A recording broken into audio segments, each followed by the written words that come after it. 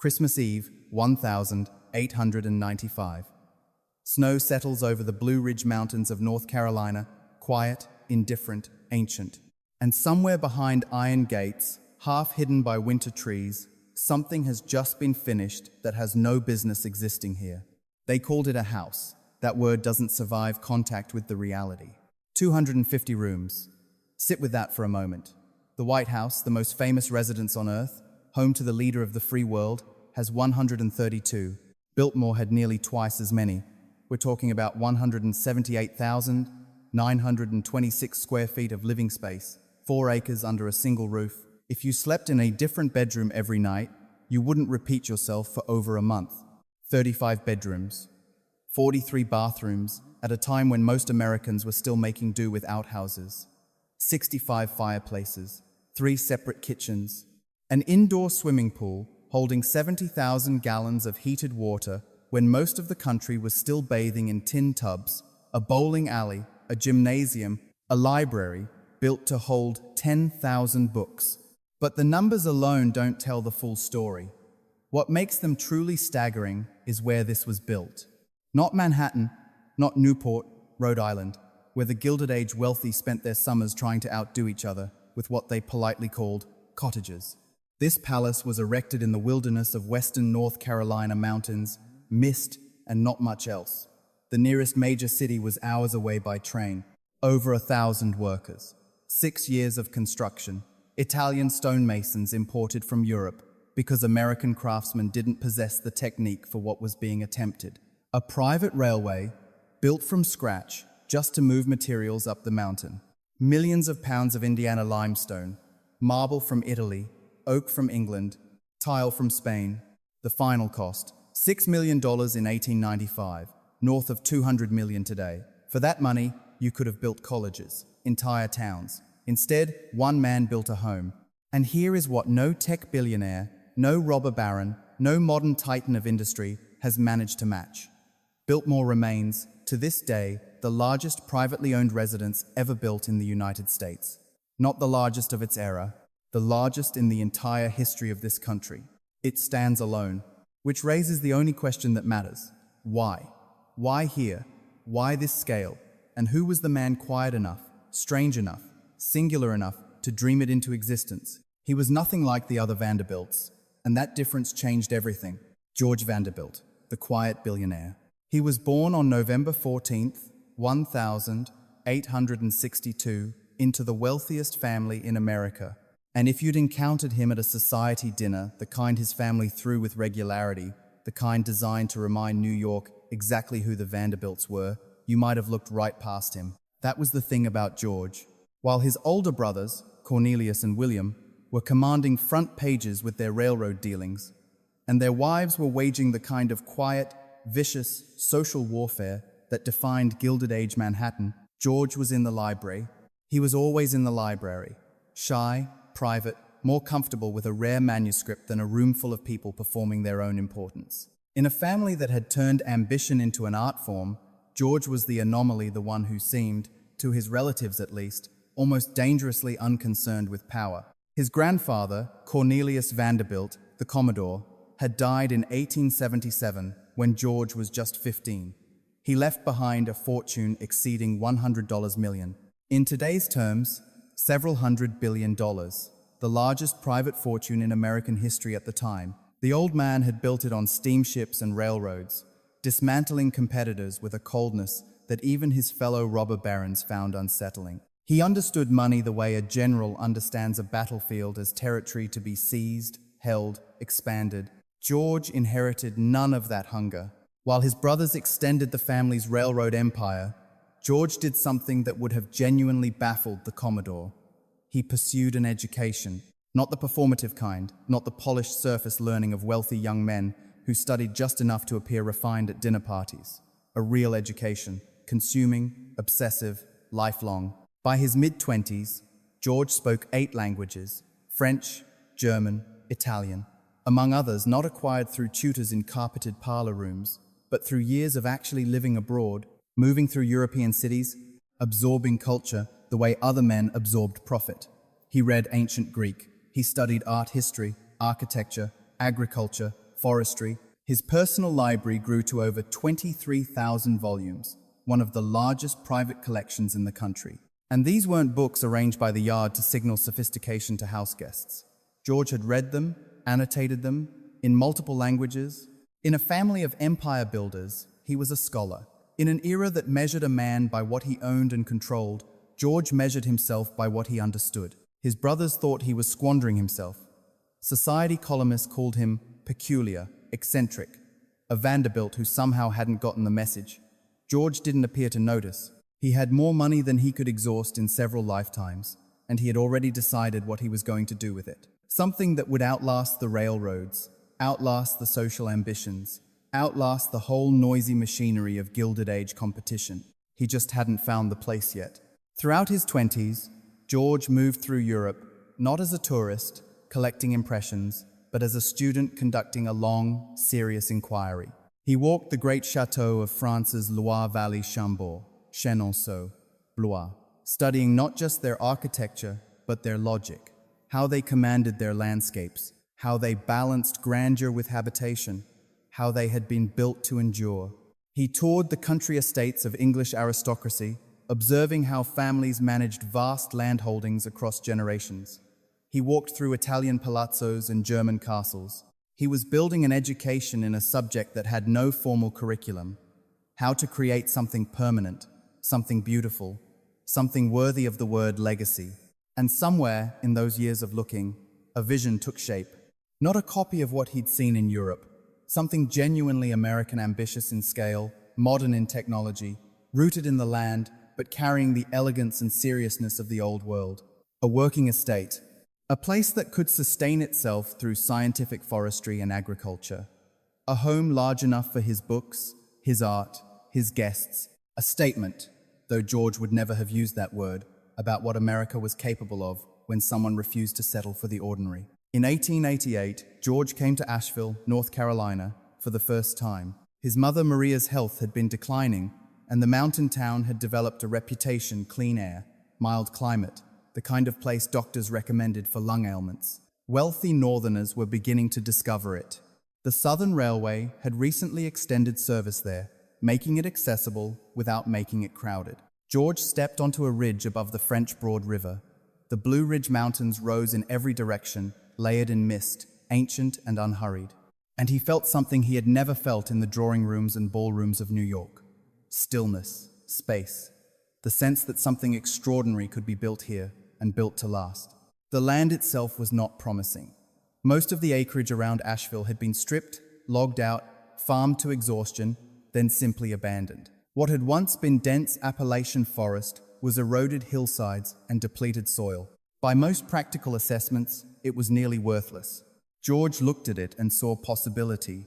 He began buying. Quietly, methodically, over several years, he assembled parcels from local farmers and landowners, paying fair prices, which surprised everyone expecting a Vanderbilt to simply take what he wanted. Eventually, the holdings reached 125,000 acres, nearly 200 square miles, larger than many eastern states. His family was bewildered. His brothers were acquiring railroads and banks. George was acquiring exhausted farmland in the North Carolina mountains. The whispers started almost immediately that he'd lost perspective, that the money was being wasted, that the shy youngest Vanderbilt was building a monument to his own eccentricity in the middle of nowhere. George hired Gifford Pinchot, a young forester recently returned from training in Europe, to begin restoring the land. The forests would be replanted. The streams would recover. It would become, in time, America's first working example of scientific forestry, productive, sustainable, a model for what careful stewardship could accomplish. The land wasn't just a setting for a house, it was part of the vision. And for the house itself, George commissioned Richard Morris Hunt, the most celebrated architect in America, the man who had designed the pedestal for the Statue of Liberty, who had built palatial summer cottages in Newport for families like the Astors and George's own brother. When Hunt asked what George had in mind, the answer was immediate: a French Renaissance chateau, in the spirit of the great Loire Valley estates he'd studied for years. Grand enough for his library, his art collection, his guests, built to the standards of the old world. equipped with every modern convenience the new one could offer. Hunt hesitated. The location was remote, the mountain terrain was unforgiving, the scale George described bordered on irrational. But George was not a man who confused difficulty with impossibility, and he had the resources to close the distance between the two. In 1889, construction began. George was 27 years old, unmarried, no children, building a 250-room house in the Appalachian wilderness for himself, his books, and a vision only he fully understood. His family whispered that he was eccentric, that the fortune was being consumed for nothing, that he would grow old alone in his mountain palace, surrounded by leather-bound books and silence. They had no idea that what George was building would outlast every single one of their legacies. That while their mansions were demolished, their fortunes scattered, their names fading from the cultural memory, Biltmore would still be standing still, owned by his descendants, still thriving more than a century later. But first, it had to be built, and that would prove to be the work of a lifetime. When Richard Morris Hunt stood on that ridge in the Blue Ridge Mountains and studied George Vanderbilt's plans, he was looking at a problem that had no clean solution. His client wanted a Loire Valley chateau, not an American interpretation, not a tasteful approximation, with French flourishes applied like decoration, the real thing, transplanted whole into the Appalachian wilderness. Hunt was America's first architect trained at the École des Beaux-Arts in Paris. He understood exactly what George was asking for. He also understood exactly how difficult it would be to deliver it. Brilliant vision or complete madness? Probably both. Hunt decided to build it anyway.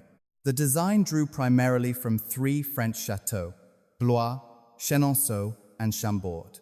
The steeply pitched slate roof, the ornate dormers, the asymmetrical towers, the limestone facade carved with the kind of detail that takes generations to learn and months to execute, all of it pure French Renaissance. But Hunt wasn't simply copying. He was translating, taking the grammar of 16th century French architecture and making it serve a 19th century American life. The bones were European. The ambition was entirely something else. The central spine of the house runs 780 feet. That's longer than 2.5 football fields, end to end. The limestone facade, every block of it quarried in Indiana, required millions of pounds of stone, each piece cut to specification, numbered, catalogued, shipped by rail to Asheville, and then carried up a specially constructed railway to the construction site. The precision demanded was not a preference. It was a structural necessity. These stones had to fit with the tight tolerances of a cathedral. The walls rising from them would carry the weight of everything above. But here is what made Biltmore genuinely revolutionary, and what separated it from every other Gilded Age showpiece. It looked like the medieval past, and functioned like the future. George wanted every modern convenience that 1890s technology could produce, and he wanted it integrated invisibly into the architecture. Electricity throughout the house, generated on-site by the estate's own plant. Central heating driven by a steam system that required miles of pipe threaded behind walls and beneath floors. Hot and cold running water in all 43 bathrooms at a time, when indoor plumbing in a private residence was still considered a luxury. Mechanical refrigeration in the kitchens. Fire alarms. An intercom system connecting servants' quarters to the principal rooms. Multiple elevators, so that guests moving between floors never had to encounter a staircase if they didn't choose to. The contrast was entirely deliberate. George was a serious student of history, not a nostalgist. He wanted the beauty of the old world without any of its discomforts. Tapestried walls and carved stone ceilings, yes, but also warm rooms, functioning plumbing, and light at the touch of a switch. The Middle Ages as aesthetic, the 1890s as infrastructure. Achieving that required a workforce that American construction had never assembled in one place. The craftsmanship George demanded simply didn't exist domestically at the scale he needed, so he went to the source.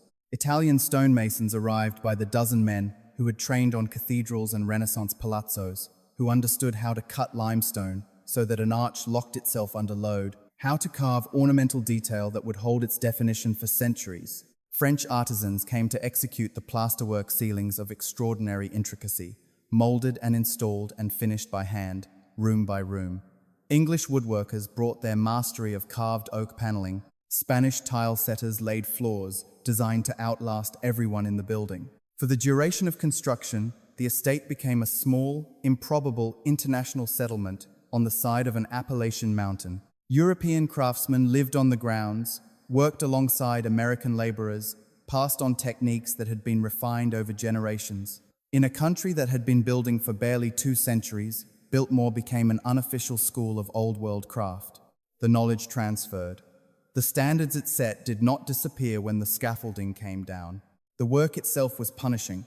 This was 1889. No mechanized cranes, no hydraulic lifts, no modern equipment to compensate for the scale of what was being attempted. Everything moved through pulleys, scaffolding, and human effort. Limestone blocks weighing hundreds of pounds, oak beams over 40 feet long, copper sheets for a roof that would eventually weather to that distinctive blue-green. Mountain winters slowed the pace, but never stopped it.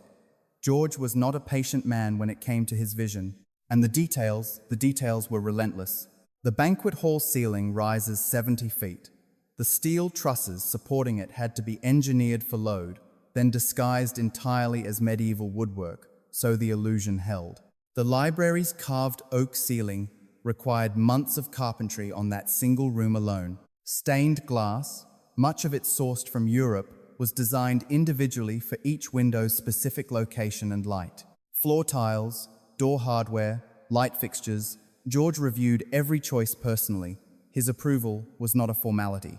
Hunt described working with him as simultaneously the finest and most demanding commission of his career. George had genuine architectural knowledge, impeccable taste, and resources that removed every practical obstacle. He also had an absolute refusal to accept anything short of what he had envisioned. If something wasn't right, it was done again. Cost never entered the conversation. It wasn't the relevant variable. Quality was the only variable.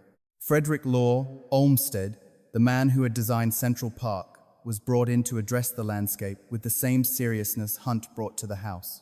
Olmsted surveyed the exhausted, logged-out land and understood the challenge immediately. There was almost nothing left to work with. He also understood the opportunity. At this scale, with this level of commitment, you could rebuild something that had taken nature centuries to create. Olmsted designed a 3-mile approach road that coiled through the woods, withholding the house entirely until the final moment, a calculated piece of theater that let anticipation build with every turn. Near the house, formal gardens, an Italian garden, a walled garden, a shrub garden, each one requiring thousands of plants, many brought from Europe. Further out, a working landscape, farms, nurseries, orchards, managed forest beauty, and productivity operating as a single system. George wanted Biltmore to sustain itself. Dairy operations producing milk and cheese, vineyards and orchards, vegetable gardens feeding the estate year-round, pig farms, chicken coops, a self-sufficient agricultural economy embedded within the grandeur. He had studied how the great European estates functioned as working enterprises. He intended to replicate that discipline in the American South. 6 years from the first stone to the finished house. 6 years of continuous construction, refinement, revision, and accumulation of detail upon detail. By completion, George had spent $6 million on the building alone, not counting the land, the forestry program, the farm infrastructure. In today's terms, well over $200 million for a private residence. His brothers were appalled. For $6 million in 1895, you could acquire railroad companies, you could capitalize banks, you could invest in the industries remaking the American economy. Instead, George had spent it on limestone and carved oak in the North Carolina mountains. They saw waste, they saw eccentricity, they saw a fortune disappearing into the wilderness. What they couldn't see, what none of them could see, was that while their empires would prove mortal, subject to market panics and antitrust legislation and the slow erosion of changing times, George was building something that would simply remain. On December 24th, 1895, he opened the doors. His family and guests walked through and found something that had no right to exist. A perfect French chateau, more coherent and more magnificent than most of what they had seen in Newport, in New York, even in France itself. They walked through rooms that stopped them cold. And that's where the story goes next. Inside the grandest rooms, Picture yourself as a guest arriving at Biltmore on that first Christmas Eve, 1895. You've come by train from New York, a journey of many hours, then transferred to a carriage that turns off the main road and begins climbing a private approach. 3 miles of carefully engineered curves through bare winter forest, the trees stripped to their architecture by December, the mountains rising dark in every direction. Olmsted designed this road the way a playwright designs an entrance. He wanted you disoriented before you arrived. He wanted anticipation to do its work. You catch fragments through the trees, a roofline, a tower, something that doesn't fit the landscape. Then the forest opens, and there it is. Nothing prepares you for the first full view. The limestone facade climbs 4 stories, pale against the mountain. Gargoyles line the roofline, looking down with the permanent patience of stone. The entrance tower pushes higher still, its silhouette cut sharp against the winter sky. You are standing in North Carolina. Every instinct tells you you've been transported to the Loire Valley. The carriage stops. You step down. The doors open.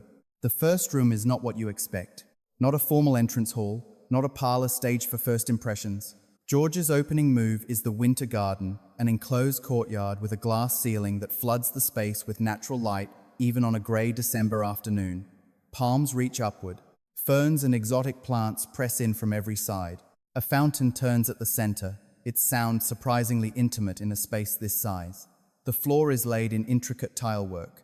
You are indoors, but the room refuses to behave like an interior. It breathes. It disorients. It is unlike anything in any American home you have ever entered, and you know it immediately. That sensation of being slightly off balance, of the familiar rules not quite applying, follows you through every room that comes after. From the Winter Garden, you're taken to the banquet hall, and this is where language begins to feel inadequate. The room is 70 feet long, 42 feet wide, and the ceiling climbs 70 feet above the floor. 70 feet. That is a 7-story building, expressed as a dining room. 16th century Flemish tapestries cover the walls, each one a painting in thread, each one worth a private fortune. At the far end, a triple fireplace, 3 hearths side by side, scaled to the room, large enough that a grown man could stand inside the opening without ducking. The oak dining table seats 64 people, for what George considered an intimate gathering. Look up. Those are not medieval wooden beams holding the ceiling in place. They are steel trusses, engineered for the load, then dressed in wood and plaster to maintain the illusion of ancient construction. The iron chandeliers hanging above you were custom designed to read as medieval while running on electricity technology most Americans couldn't access in their entire homes. George could illuminate this hall with a single switch. The battle flags suspended from the ceiling are not decorative reproductions. They are real regimental flags, European, some dating back centuries, collected during his travels. Every object in this room was chosen.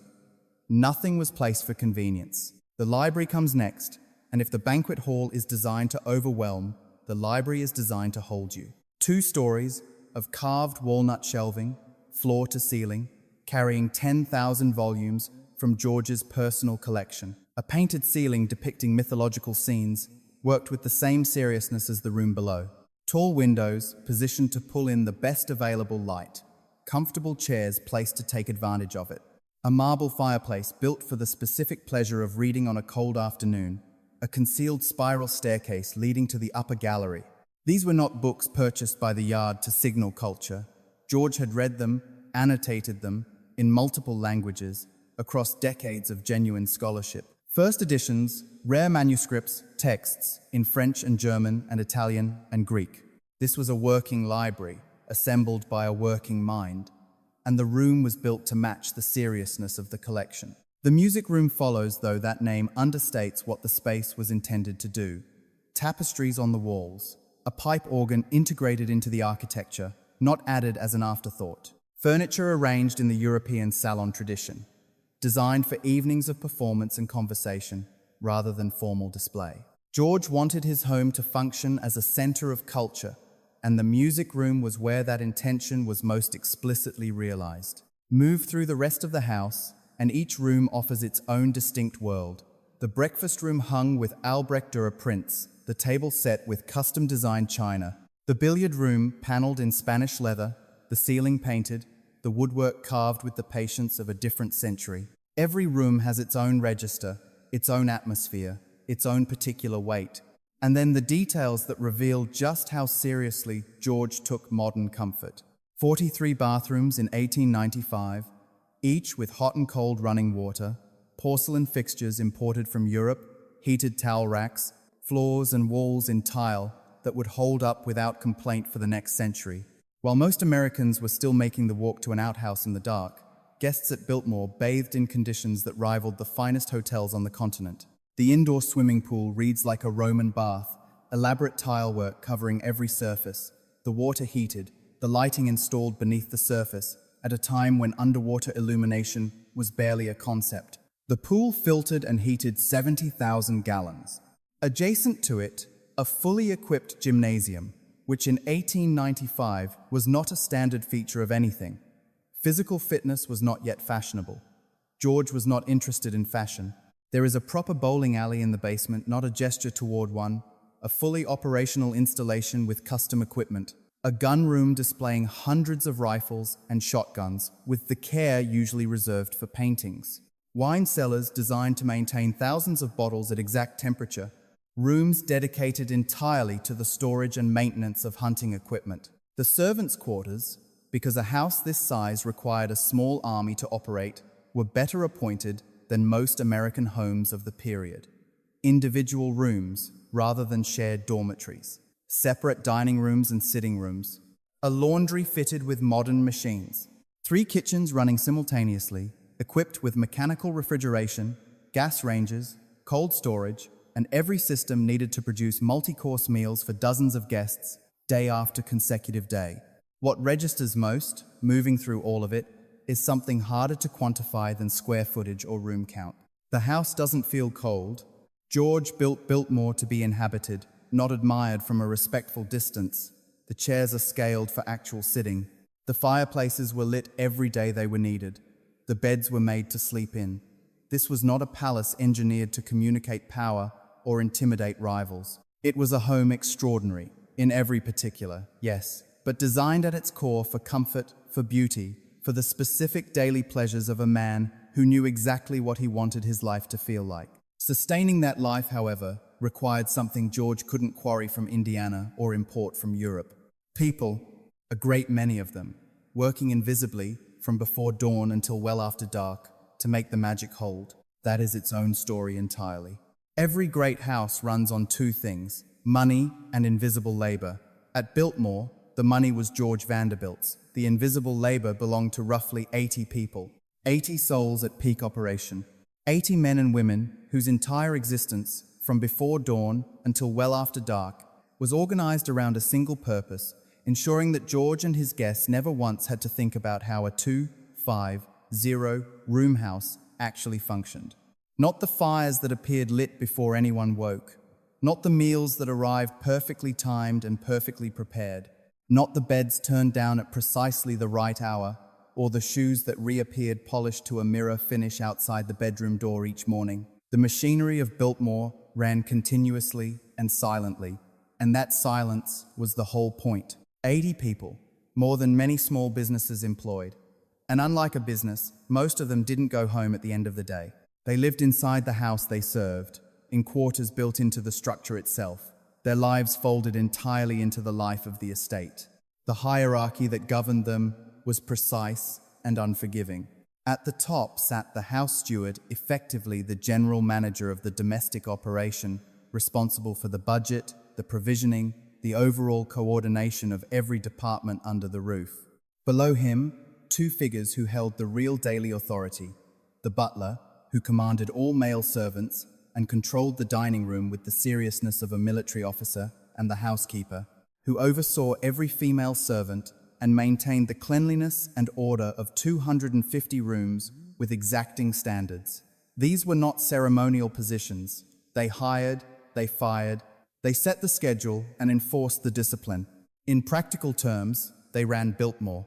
Beneath them, the specialists. Ladies' maids attended female guests with a thoroughness that went well beyond the obvious, tracking the condition of elaborate wardrobes, managing hair and dress, anticipating needs before they were expressed. Valets served the men, laying out clothes with deliberate precision, drawing baths at the correct temperature, maintaining the kind of frictionless personal service that wealthy guests had come to regard as simply the way things were. A head chef commanded the 3 kitchens alongside multiple sous chefs, producing meals that could run to a dozen courses, each one timed, each one plated, each one dispatched to the table with military coordination. Kitchen maids worked below the chefs, handling the preparation, the cleaning, the relentless washing up that a kitchen of that scale generated around the clock. Footmen circulated through the public rooms, serving at table, maintaining the formal spaces, answering doors, carrying messages through the intercom system that connected the house's various quarters. Housemaids moved through the private rooms from early morning, making beds, dusting furniture, sweeping floors, tending fires in dozens of fireplaces, operating with the trained efficiency of people who understood that their work had to be complete before the family appeared. In the basement, laundry maids worked through mountains of linen sheets, tablecloths, napkins, uniforms, generated by a house in constant occupation. The volume was staggering. It never stopped. Outside the house, the operation continued. Gardeners, dozens of them, maintained the formal gardens Olmsted had designed. The seasonal plantings, the kitchen gardens, the orchards. Grooms managed the horses and carriages. Farm workers ran the dairy operations, the vegetable production, the livestock. In the forests, men worked under Gifford Pinchot's scientific management program, implementing the kind of systematic forestry that had never been practiced on American land before. The day began at 5 in the morning, sometimes earlier. Housemaids were up before the household stirred, moving through the bedrooms with coal and kindling so that every guest woke to a warm room without ever registering how it got that way. The kitchen staff had been at their stations even earlier, working through the preparation that a formal breakfast required. By the time George descended the stairs, the house had been alive for hours. He would never see any of it. That invisibility wasn't incidental. It was the entire standard. A household that required you to notice its effort had already failed. The staff lived within a world that existed parallel to the one their employers occupied, separated by architecture as much as by social position. Their staircases were narrow, hidden behind walls, designed to allow movement through the house without intersection. Their dining rooms were below stairs. Their sitting rooms were functional rather than beautiful. They passed through the same building as the Vanderbilts and their guests without ever being in the same world. George, to his credit, treated his people well by the measures of the time. Wages were fair. Housing was genuinely better than what most domestic servants found elsewhere. The food was good.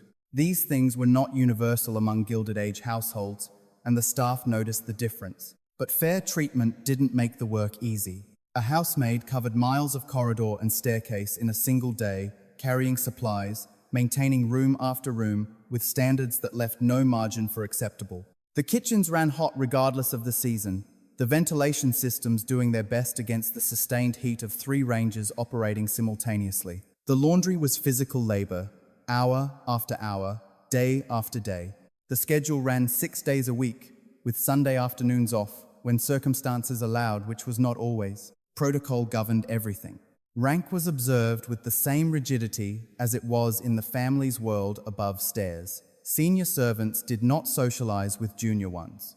Men and women were kept largely separate, and in the presence of the family or their guests, the rules were absolute. You spoke when addressed, you kept your eyes forward. You moved efficiently and quietly, and you did not, under any circumstances, allow your own needs or opinions to enter the room. Perfection was invisible. That was what you were working toward. And yet there was something that the servants at Biltmore understood about their position that servants elsewhere did not always have. They were working in the finest house in America for one of its most cultivated families. The training they received, how to execute a 12-course formal service, how to handle and maintain objects of genuine artistic value, how to operate technology that most Americans had never encountered, was an education that carried weight. A reference from Biltmore's head butler, or housekeeper, opened doors across the country. Some staff stayed for decades, building careers and quiet lives within the estate's rhythms. They watched George marry. They were present when his daughter was born. They mourned when he died. Their names didn't make it into the newspapers, but they were woven into the history of the place as surely as anyone whose portrait hung in the gallery. The cost of maintaining this workforce was substantial and unrelenting. Salaries, housing, uniforms, food, it compounded year after year. This, more than any single extravagance, was what eventually broke the great Gilded Age estates. The families could build the palaces, sustaining them decade after decade against the rising cost of labor, and the falling patience of private wealth proved impossible for most. George could carry it for now. The forestry operations, the farms, the agricultural program were designed to offset some of the expense. They helped. They were never enough. Biltmore consumed money at a pace that even Vanderbilt income struggled to match. But in those first years, the parties ran long, and the guest lists were luminous, and every visitor came away marveling at the effortless perfection of it all, never once thinking about the 80 people who had made that perfection possible before the sun came up. When you own the largest, most spectacular private residence in America, people find reasons to visit. George Vanderbilt understood this. And despite his natural reticence, despite the shyness that had made him an outlier in his own family, he was, when the occasion demanded it, a genuinely gracious host. He just had particular ideas about who he wanted in his house. The guest lists from Biltmore's early years were not assembled for social currency. George wasn't collecting names to impress rivals or demonstrate his standing. He wanted conversation. He wanted people who had read things, made things, studied things, artists, writers, scientists, thinkers, who could hold the rooms the way the tapestries and the architecture did, with substance and intention. The result was something rare in Gilded Age America, a great house that functioned at its best, less like a social arena and more like a salon. Edith Wharton came to Biltmore more than once.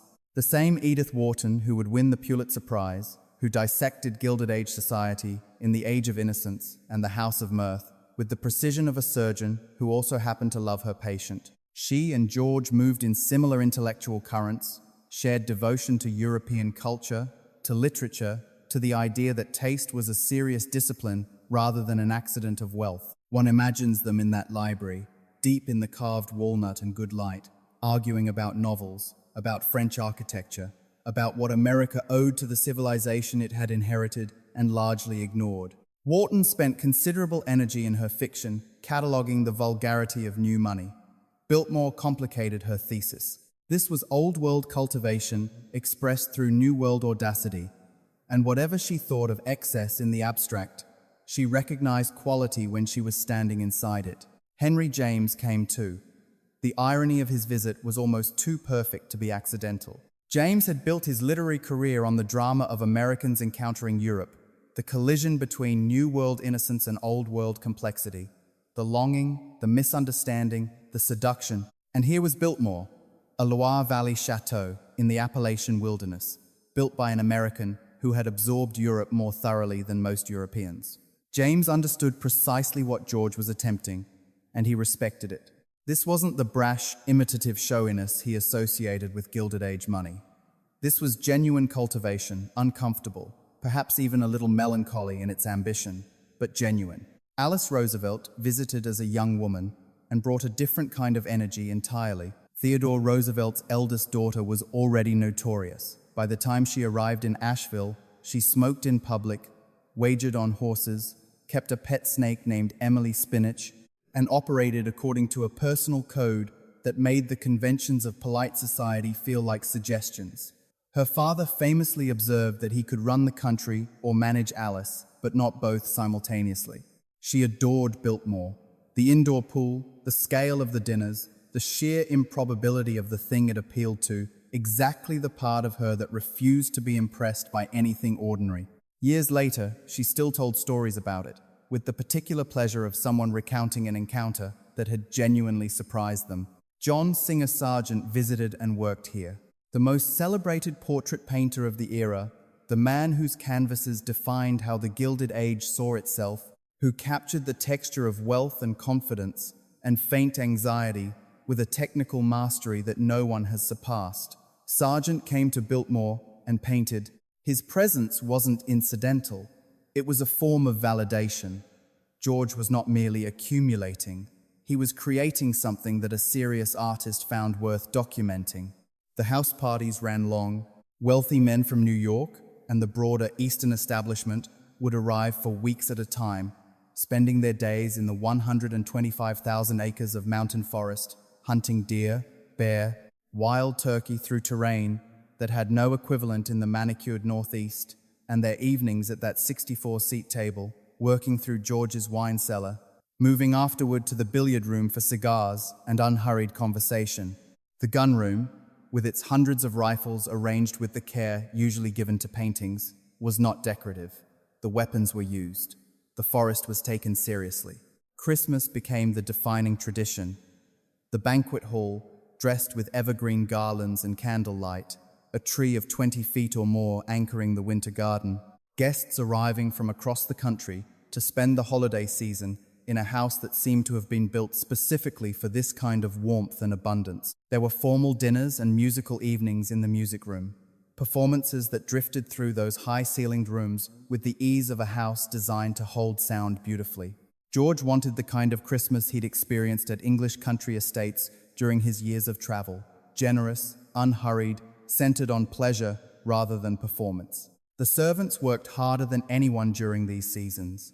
But George was known for his Christmas bonuses, for ensuring that the staff had their own celebration below stairs, their own table, their own acknowledgement of the season. It was partly genuine consideration and partly clear-eyed practicality. A household of 80 people runs on loyalty as much as wages, and loyalty requires cultivation.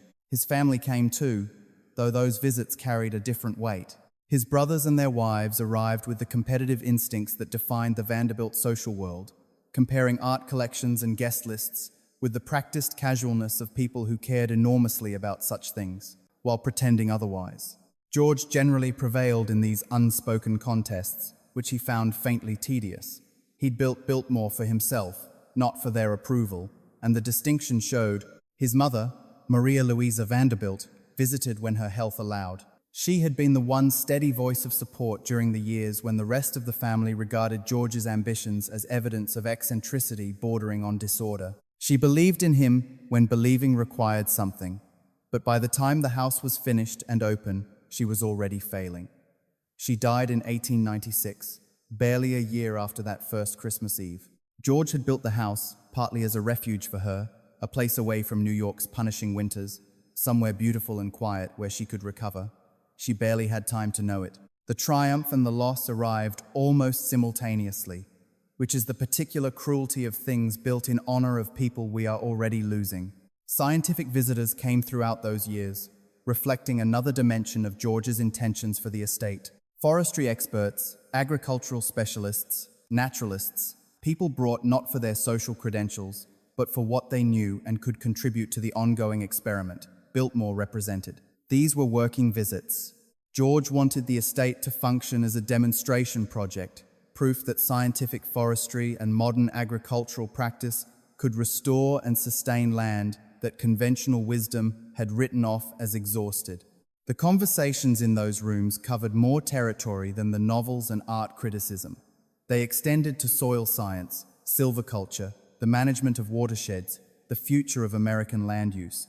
What connected all of it, the literary discussions and the forestry consultations and the long hunting weekends, was the sense that Biltmore under George was genuinely attempting something, not just displaying wealth, but using it. Asking what a serious person with serious resources could build if they refused to be satisfied with the obvious answers. But something was missing, and as the years accumulated, it became harder to ignore. George was moving through his late 30s, still unmarried, living largely alone in the grandest private house in America. His family worried in the way families worry about things they cannot control intermittently and with increasing volume. Society columnists speculated with the cheerful cruelty of people who find other people's solitude entertaining. Would the quiet Vanderbilt outlier die a bachelor in his mountain library, leaving no heir, no continuation, no one to carry what he had built? Then, in Paris, in 1898, everything shifted.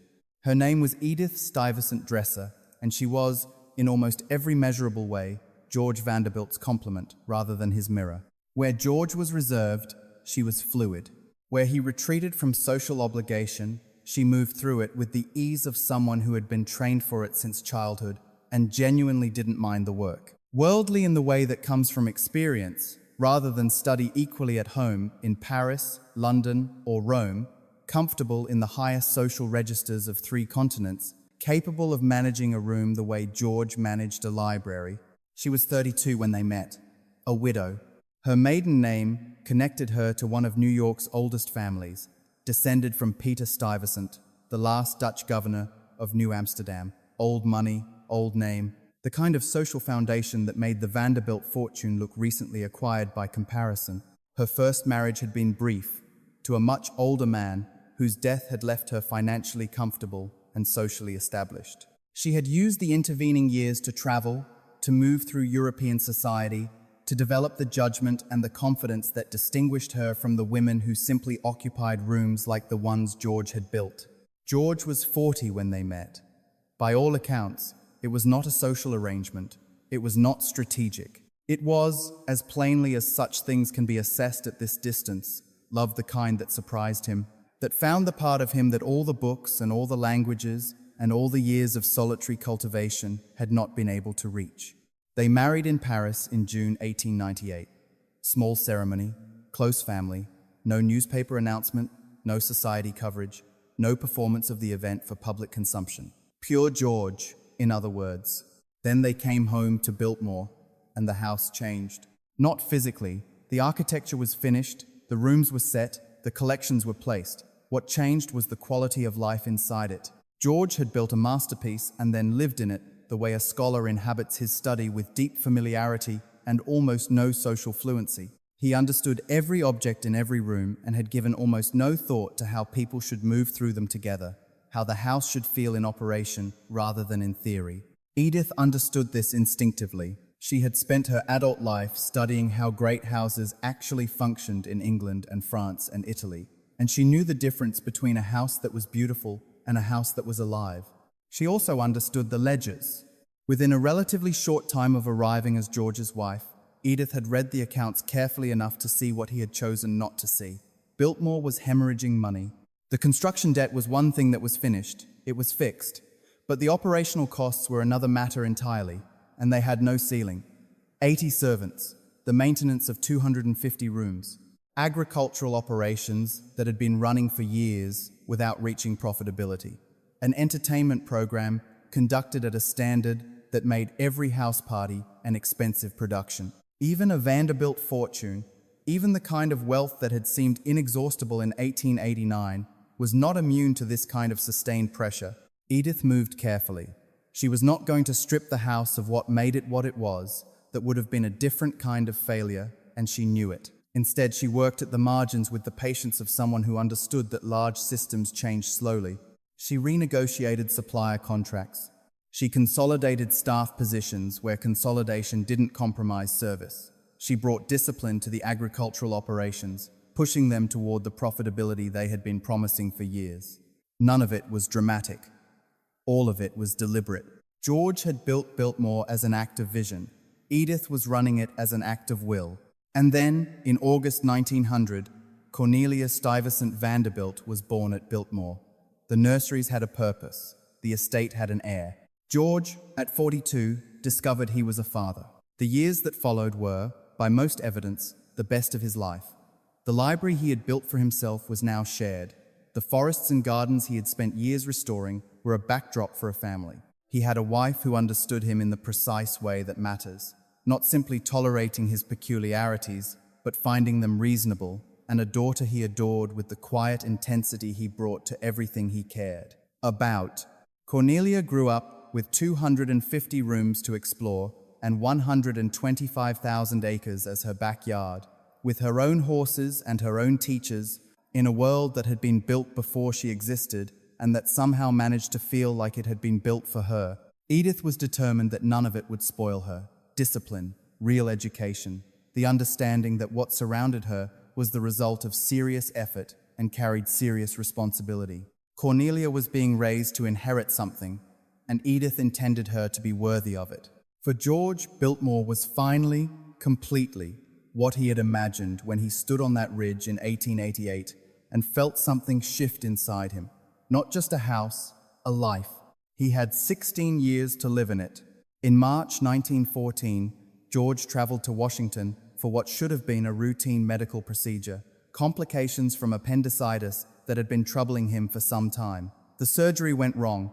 On March 6, 1914, George Washington Vanderbilt II died in Washington, D.C. He was 51 years old. He had spent 6 years building Biltmore and 16 years living in it. He had been married 14 years. Cornelia was 13. The house that had taken a small army years to construct, that had consumed $6 million, and the creative energies of the finest architect and landscape designer in America, that had been built to last centuries, was now in the hands of a widow with a teenage daughter and a balance sheet that had never fully recovered from the weight of its own ambition. Edith could have sold it.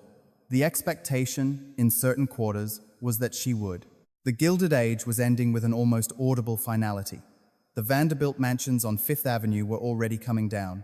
The Newport cottages were being shuttered, donated, converted. The economics that had made these estates possible were being systematically dismantled by income taxes, estate taxes, the rising cost of labor, the shifting priorities of a country that had less patience than it once had for inherited extravagance. Selling Biltmore would have been rational.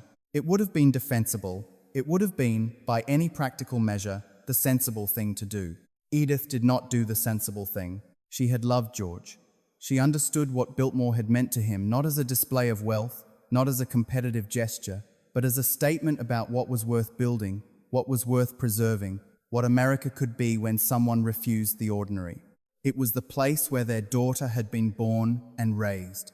It carried everything he had cared about, in stone and oak, and 23,000 books and forests that were only now beginning to mature into what he had always intended them to become. Edith Stuyvesant Dresser Vanderbilt was not a woman who surrendered things she had decided to keep. She would fight for Biltmore, whatever that required, however long it took, and the hardest years were still ahead. The year George died, 1914, was the year the old world ended. That summer, just months after his death, while Edith was still learning the shape of her grief, a single assassination in Sarajevo detonated a war that would kill 17 million people and reduce the European civilization. George had spent his life studying to rubble is mud, the chateau of the Loire Valley, the country estates of England, the palazzos of Italy, the entire cultural inheritance that had inspired Biltmore. All of it was suddenly backdrop to something catastrophic. The world that had made George Vanderbilt's vision possible was being erased in real time. Back in the Blue Ridge Mountains, Edith faced a narrower but no less urgent reckoning. She was 49 years old, a widow for the second time, with a 13-year-old daughter and the largest private residence in America, consuming money at a rate that the estate's income could not comfortably sustain. George's investment portfolio continued generating returns, but those returns were now subject to the federal income tax that the 16th Amendment had introduced just a year before his death, a structural change that permanently altered the math of maintaining an operation of Biltmore's scale. The margin had always been thin. Now it was thinner. Edith's response was immediate and total. Where George had governed the estate through passion and selective attention, trusting capable people to manage the details he found less interesting, Edith governed through comprehensive oversight. She studied every account book. She questioned every expenditure. She demanded productivity from every operation and accountability from every department head.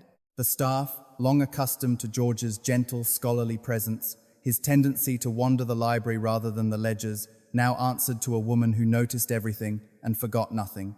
The changes came steadily. Staff reduced, not through sudden cuts that would disrupt operations, but through careful consolidation over time, positions eliminated when they became vacant rather than refilled. Roles merged where the work permitted it. The least used wings of the house were closed off, reducing the daily cost of heating and maintaining rooms that served no immediate purpose. Formal entertaining was scaled back. The agricultural program was pushed harder toward the self-sufficiency George had always intended, but never quite achieved. And then there was Cornelia, a teenage girl growing up in the largest house in America, fatherless now, being raised by a mother who was simultaneously mourning and managing a crisis. Cornelia had been educated at home by private tutors, carefully taught, thoroughly sheltered, her entire world defined by 125,000 acres of mountain estate and the particular rhythms of Vanderbilt domestic life. Edith looked at her daughter and made a decision that drew genuine disapproval from people who believed they had standing to offer it. Cornelia would leave Biltmore. She would attend school in New York, live with family, navigate a world that had no servants anticipating her needs and no private forests absorbing her afternoons. She needed to understand what was outside the gates, not as a tourist, but as a person who would one day be responsible for what was inside them. The adjustment was considerable. The girl who had grown up with her own horses and her own suite of rooms now encountered subway cars and city streets with all the disorientation that implied. But Edith was right, as she tended to be about the things that mattered. The world Cornelia would inherit was not the world her father had built for. It was changing faster than almost anyone had predicted, and the women and men who would navigate it successfully were the ones who had learned it from the ground up. When America entered the war in 1917, Biltmore absorbed the shift along with everything else. The estate redirected portions of its agricultural production toward the war effort. Fundraisers for war bonds were held on the grounds. Several of the younger male servants enlisted and did not return to their positions. The Gilded Age social world, the longhouse parties, the elaborate entertainment, the leisured accumulation of beautiful seasons began to feel not merely expensive, but vaguely indecent against the scale of what was happening in France. The war ended. The world it left behind was unrecognizable. The 1920s arrived fast and loud and stripped of any remaining nostalgia for what had preceded them. The Jazz Age had no patience for mountain chateaux and formal dinner services. Income taxes were rising steadily for top earners. Estate taxes, a relatively new instrument, were beginning to make the intergenerational transfer of large fortunes genuinely costly. The social consensus that had once celebrated houses like Biltmore as the natural expression of American success had quietly reversed itself. The same scale that had seemed magnificent in 1895 now read, in certain circles, as an embarrassment. Other Vanderbilt properties were going first. The great mansions on Fifth Avenue, those limestone palaces that had defined New York's Gilded Age skyline, were coming down one by one, demolished to make way for commercial buildings that could generate the kind of returns that private residences no longer could. The Newport cottages were being shuttered, abandoned to the cost of their own maintenance, or donated to preservation organizations whose job it would be to turn them into the museums they had always, in a sense, been. The Breakers, the grandest of all the Newport houses, larger and more elaborate than Biltmore, was becoming an unsustainable burden for its owners. Edith watched the demolitions and the donations and understood the direction of travel. Cornelia had married in 1924 in a ceremony at Biltmore that was itself something of a last gesture toward the old way of doing things, lavish, celebratory, conducted with the full resources of the estate. She had opinions about the property's future that didn't always align with her mother's. The pressure from multiple directions was intensifying. And then came October 1929. The crash didn't destroy the Vanderbilt fortune. It diminished it, which was a different kind of problem, not extinction, but erosion. The slow disappearance of the cushion that had always made Biltmore's losses survivable. Investments lost value. Income contracted. The operational costs of maintaining 250 rooms with a trained domestic staff did not contract to match. The gap between what the estate generated and what it required had always existed. Now it became impossible to paper over. Edith was 64 years old. She had been fighting this battle for 15 years, and she was going to have to fight it differently. In 1930, she opened Biltmore House to paying tourists. The family still lived there. Edith occupied her private quarters. The estate remained her home, but for $1, any American who made the trip to Asheville could walk through the ground floor rooms. The banquet hall, the library, the winter garden, spaces that had hosted presidents and novelists and the most celebrated portrait painter of the age, were now open to school teachers and shopkeepers and anyone else who could afford the train fare and the admission fee. The reaction from what remained of Gilded Age society was swift and unambiguous. Opening a private house to paying strangers was not something that families like the Vanderbilts did. It was commercial. it was common. It violated the fundamental compact of the class that privacy and exclusivity were the real currency, worth more than any admission receipt. What George had built as a refuge from exactly this kind of public exposure was being handed over to the public. Edith absorbed the criticism without visible distress. She had never organized her decisions around other people's comfort, and she wasn't about to start. George had built Biltmore to be beautiful, to demonstrate what was possible when vision and resources were applied with seriousness and taste.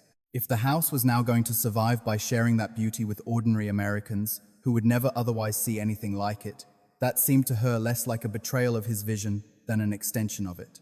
And it worked. The people who came through those doors in 1930 arrived from a country in genuine crisis. Banks were failing across the country. Unemployment was climbing toward 25%. People were losing houses that were a fraction of the size of a single room at Biltmore. And here was this limestone chateau in the mountains, this impossible remnant of a vanished age, asking only $1 for admission. They came in numbers that surprised even Edith. Not the crowds that would come in later decades, but enough to matter, enough to shift the calculus slightly in the right direction. The experience was unlike any museum they had ever entered, because it wasn't a museum. The Vanderbilts still lived here. Edith was in residence. Cornelia had private quarters that the tour routes didn't approach. Occasionally, a visitor caught a glimpse of one of them, a figure in a doorway, a presence at the end of a corridor, and the strangeness of it registered on both sides. A great private house, open to strangers, the family still inhabiting it, everyone navigating the odd new protocol together. Tourism helped. It didn't solve the problem. In 1932, Edith sold approximately 86,000 acres to the federal government. The land became part of Pisgah National Forest, one of the first national forests established in the eastern United States, and in some sense George's most enduring legacy, the scientific forestry program he had pioneered with Gifford Pinchot, now preserved in perpetuity for the public. He had never quite imagined owning it. There was something right about that, even in the loss. The estate shrank from 125,000 acres to roughly 8,000. The grand, self-sufficient agricultural vision, the thing that had distinguished Biltmore from every other Gilded Age showpiece, was reduced to its essentials: the house and its immediate grounds, enough to sustain the core of what George had built. World War II brought its own strange chapter. Biltmore, remote and secure in the mountains, became a sanctuary for some of the most important art in America. The National Gallery in Washington, genuinely concerned about the possibility of bombing raids on the Capitol, shipped a significant portion of its collection to Asheville for safekeeping. Masterworks were crated and stored in the music room and other protected spaces throughout the house. For several years, Biltmore held more significant art under its roof than almost any institution in the country. George, who had spent decades collecting with genuine connoisseurship, would have found the irony satisfying. Cornelia did not stay. Her marriage ended in the 1930s. She divorced, drifted to Europe, then to New York, living the kind of untethered life that great wealth and the absence of obligation can produce. The daughter, born at Biltmore, raised on its particular combination of privilege and responsibility, ultimately found the responsibility too heavy and the privilege too defining. She wanted a life that was her own rather than her father's. She left the estate to her mother and didn't look back. It was Edith, the woman who had married into the family, who had no blood claim to this legacy beyond the love she had carried for a man dead since 1914 who stayed, who managed, who made every hard decision with the clarity of someone who understood that the alternative was watching everything George had created disappear. Edith Stuyvesant Dresser Vanderbilt died in 1958 at the age of 92. She had outlived George by 44 years. Nearly half a century of fighting, adapting, surrendering what had to be surrendered in order to preserve what could not be lost. When she died, Biltmore was standing, still in family hands, still operating, diminished from George's original vision, smaller, more public, more commercial, but alive in a way that nothing else like it was. The Fifth Avenue mansions were parking lots and office buildings. The Newport cottages were museums run by preservation societies. The other great American estates had been absorbed by the institutions and the developers and the passage of time. Biltmore remained. But remaining and thriving were different things. The estate taxes and property taxes and maintenance costs that had pressured Edith didn't retire with her. They passed to the next generation, along with everything else. George's grandson, William Cecil, inherited the management of an institution that was still, in its bones, a private family home, one that happened to require the revenue model of a small corporation to survive. He faced a question that no previous generation had been able to fully answer. Not whether Biltmore could endure another crisis, but whether it could be transformed into something sustainable enough to make the next crisis survivable before it arrived. What he did next would determine whether George Vanderbilt's vision made it to the 21st century or finally joined the other Gilded Age monuments in the long, quiet inventory of beautiful things that didn't survive their own ambitions. Stand at Biltmore's entrance on any given morning and let the fact of it settle over you. A fully operational, family-owned Gilded Age estate 130 years after it was built. Still standing, still inhabited, still running not as a relic maintained by a preservation board, not as a cautionary exhibit about excess, but as a living institution owned by the direct descendants of the man who built it. By every measure of historical precedent, this should not exist. Consider what happened to the others. The Vanderbilt mansions on Fifth Avenue, those limestone palaces that once defined the most expensive stretch of real estate in America, were demolished in the 1920s and 30s, replaced by commercial buildings whose developers understood that the future of Manhattan had no room for private grandeur at that scale. The breakers in Newport, larger than most European royal residences, was surrendered to the Preservation Society of Newport County in 1972 because the family could no longer carry the cost of keeping it. The Marble House, also Newport, became a museum. Whitehall, Henry Flagler's mansion in Palm Beach, a museum. Lyndhurst on the Hudson, Hearst Castle in California. The list of great American estates that ended up institutionalized, abandoned, or erased is long enough to constitute a pattern. The Gilded Age built magnificently and maintained poorly, and the 20th century collected its debts with efficiency. Biltmore paid its debts differently. George Vanderbilt's descendants still own it, still operate it as a family business, still live on the property in private quarters, while more than 1 million visitors a year move through the rooms George furnished with the obsessive care of a man who intended them to last. The house has not been donated, converted, or sold. It has not become a hotel in the way that so many European estates have the family sleeping above the paying guests, dignity intact only technically. It remains, in some essential way, what George built it to be, a home. An extraordinary, complicated, financially demanding home that happens to require the revenue model of a mid-sized corporation to sustain itself, but a home nonetheless. How did this happen when nothing comparable survived? The answer is adaptation, not the reluctant, crisis-driven adaptation that characterized Edith's long fight, but something more deliberate. A conscious decision made by William Cecil, George's grandson, when he took over management in the 1960s, that survival required transformation. That the question wasn't how to preserve Biltmore as it had been, but how to reimagine what it could become while keeping intact everything that made it worth preserving. Tourism alone, Cecil understood, would never be sufficient. The admission revenue that Edith had pioneered in 1930 as an emergency measure was real income, but it was fragile, dependent on travel patterns and economic cycles, and the fluctuating public appetite for Gilded Age nostalgia. A single revenue stream was a single point of failure. Biltmore needed diversification, and Cecil pursued it with the systematic patience of someone who understood that he was building for the next generation, not the next quarter. A winery was established on the estate grounds, drawing on the vineyards that George himself had planted, connecting the commercial operation to the original agricultural vision in a way that felt organic rather than opportunistic. Biltmore Estate Winery is today one of the most visited wineries in America, producing wines that have accumulated serious recognition and that sell in volume well beyond what any casual observer of a mountain chateau might predict. George, who had maintained a wine cellar of genuine seriousness, would have found this particular adaptation reasonable. A luxury hotel was built on the estate, not inside the house, which would have compromised the very thing people were paying to experience, but on the grounds, designed to give guests something the day tripper cannot access: the particular quality of waking up on Biltmore land, with the mountains George first saw in 1888 outside the window, and the chateau visible at a distance through trees he helped to restore. The inn on Biltmore Estate operates at the level of a serious luxury property. It generates significant income. It deepens the visitor relationship with the estate in a way that a single afternoon tour cannot.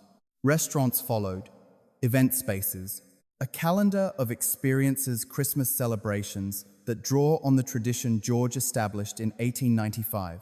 Spring festivals, when the gardens Olmsted designed come into their fullest expression.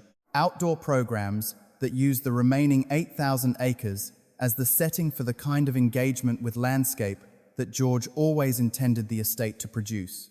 Corporate events, weddings, wine tastings, adventure activities. Biltmore became, in Cecil's hands, a destination rather than a stop, a place people plan trips around rather than include on the way to somewhere else. The house itself has been maintained with a seriousness that goes beyond preservation into something closer to restoration. Modern climate systems protect the art and furnishings from the humidity and temperature fluctuations that destroy things slowly and invisibly.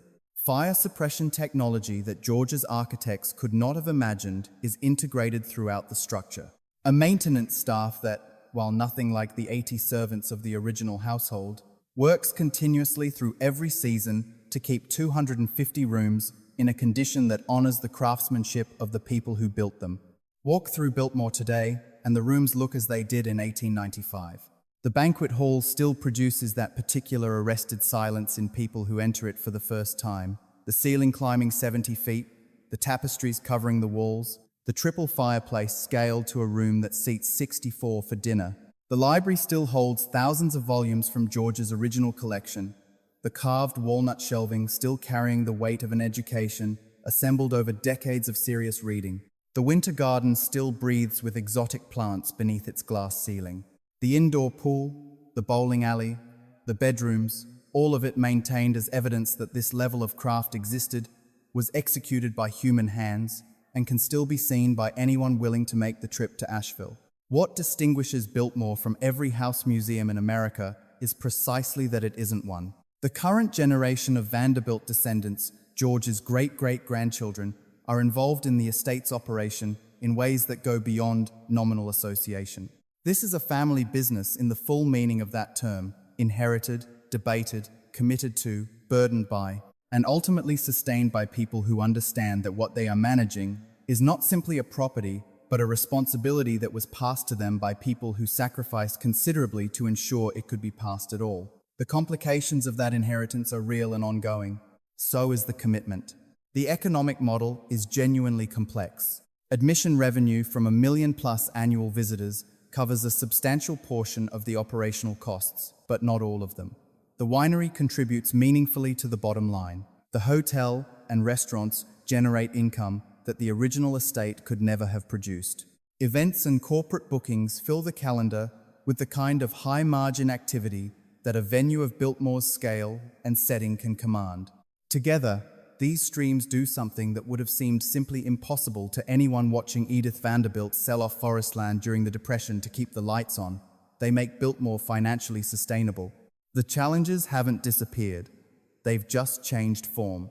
Property taxes on 8,000 acres of prime North Carolina land, with a structure of incalculable replacement values sitting at the center of it, are substantial and annual. Maintenance on a house of this age and complexity is never finished. There is always a roof section requiring attention, a plaster ceiling showing the first signs of movement, a mechanical system that has reached the end of its serviceable life behind walls that cannot simply be opened and closed without care. Labor costs, insurance, utilities, the mundane, relentless expenses of operating what amounts to a small town with a 19th century French chateau as its centerpiece. And estate taxes remain the existential threat that they have always been, requiring each generation to plan decades in advance for the moment when the estate passes to the next one, ensuring that the transfer doesn't require a liquidation sale to cover the federal bill. They have managed, through depression and war and the social revolutions that made Gilded Age excess first embarrassing and then, eventually, fascinating again. Through tax policies engineered to prevent exactly this kind of concentrated inherited wealth from persisting across generations. Through recessions and changing travel patterns, and the particular modern challenge of competing for attention and tourism dollars in a world that offers an almost infinite number of destinations, Biltmore has survived when nothing else like it has, and the survival is not accidental. What would George think, standing at his own entrance today, watching the visitors move through his rooms with their cameras and their audio guides? He would be startled, certainly. He built this place as a private retreat from the very kind of public exposure it now welcomes.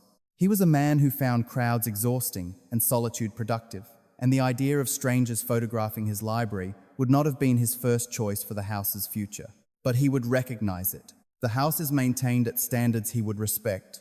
The forests he worked to restore, the scientific forestry program he funded when American land management was still largely synonymous with extraction, still stand, still productive, still demonstrating the principle he believed in from the beginning, that beauty and sustainability are not in opposition, that land treated with intelligence and patience returns the investment across generations. His art collection, his books, the dream of creating something in America that could bear serious comparison to the great estates of Europe, all of it still here, still intact, still drawing people who respond to it with something more than casual curiosity. Biltmore still inspires, which is the thing that matters most and the thing most difficult to manufacture. The visitors who come in their millions are not simply consuming a luxury experience or completing an item on a sightseeing list. They are encountering craftsmanship that no longer exists, stone carving and plasterwork and carved oak paneling executed by hands, trained in traditions that were already old when Biltmore was new. They are walking through a piece of American history that is, improbably, still alive. That aliveness is what no museum, however well-funded and professionally managed, can fully replicate. Biltmore endured because each generation was willing to change everything except the thing that couldn't be changed. The quality of what George built, the seriousness of the vision, the refusal to let beauty become merely a memory. Edith preserved it through force of will and painful compromise. William Cecil transformed it into something sustainable. The generations that followed have continued to navigate the gap between legacy and viability with the particular intelligence of people who understand that they are custodians of something larger than themselves. George built Biltmore to last. He poured $6 million in 6 years and the full force of his considerable intellect into ensuring that it would outlast him, outlast his era, outlast the conditions that made it possible. Against odds that would have defeated almost anyone else, it has.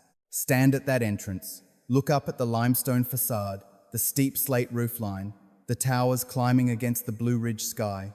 You are not looking at a monument to wealth. You are looking at proof, complicated, costly, hard-won proof that with vision precise enough and commitment deep enough and the willingness to adapt everything except the core, even the most improbable things can survive.